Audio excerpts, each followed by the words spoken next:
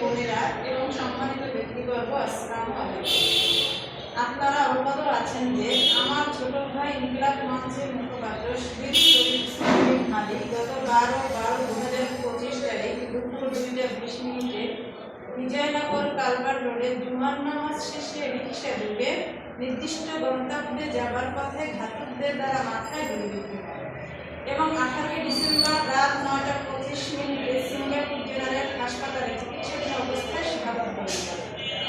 অত্যন্ত দুঃখের বিষয় হলো ডিসেম্বরের 12 তারিখ আমার ভাই নিহত হন। আর 87 দিন পার হলেও আজ অবধি সরকারের তদন্তকারী সংস্থা আদালতে গ্রহণযোগ্য চার্জশিট দিতে ব্যর্থ হয়েছে। আরও আশ্চর্যের বিষয় হলো গত 12 ডিসেম্বর 2025 দুপুর 2:20 শহীদ শরীফ ইসলাম হাদিকে শুটার ফয়সাল ও সহযোগী আলমগীর প্রকাশ্য দিবালোকে গুলি করে কিভাবে ভারতে পালিয়েছে তা রহস্যজনকভাবে আজ পর্যন্ত অস্পষ্ট। আপনারা নিশ্চয়ই সংবাদ মাধ্যমে জানতে পেরেছেন যে গত 8/3/2026 তারিখ শুটার ফয়সাল করিম এবং তার সহযোগী আলমগীর ভারতে গ্রেফতার হয়েছে। সরকারের কাছে আমার দাবি, বাংলাদেশ এবং ভারতের মধ্যে যে বন্দি বিনিময় চুক্তি রয়েছে তার মাধ্যমে অতি দ্রুত আসামিদের বাংলাদেশে ফিরিয়ে এনে প্রচলিত আইনের মাধ্যমে এই হত্যার পিছনে নির্দেশদাতা, অর্থের যোগানদাতা, শুটারকে ভারতে পালিয়ে যেতে সহায়তাকারী সহ সকল দোষীদের নাম জনসম্মুখে প্রকাশ করতে হবে।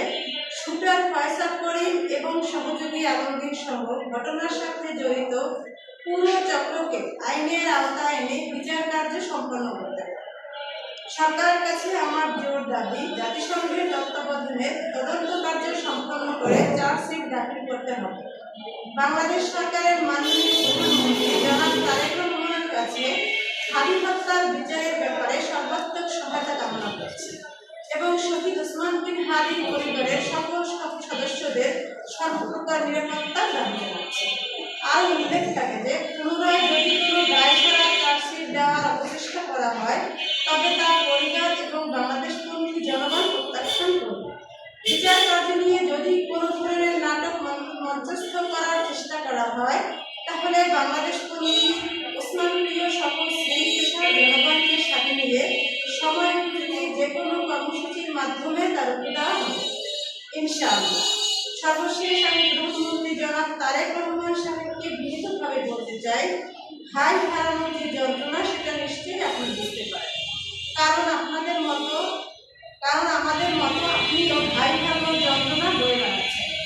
বাংলাদেশে আর কোনো ভাই বোনকে যাতে তার ভাই হারা না হতে হয়, কোনো স্ত্রীকে যেন তার স্বামী হারা না হতে হয়, ফিরনাসকে যেন তার আব্বা হারা না হতে হয়, ফিরনাসের মতো যত অবুধ শিশুরা আছে কোনো শিশুই যেন তার ফিরনাসের মতো না 7 মাস বয়সে এতিম না হয়, সেই দাবি সরকারের কাছে জানাচ্ছি। বাংলাদেশ এই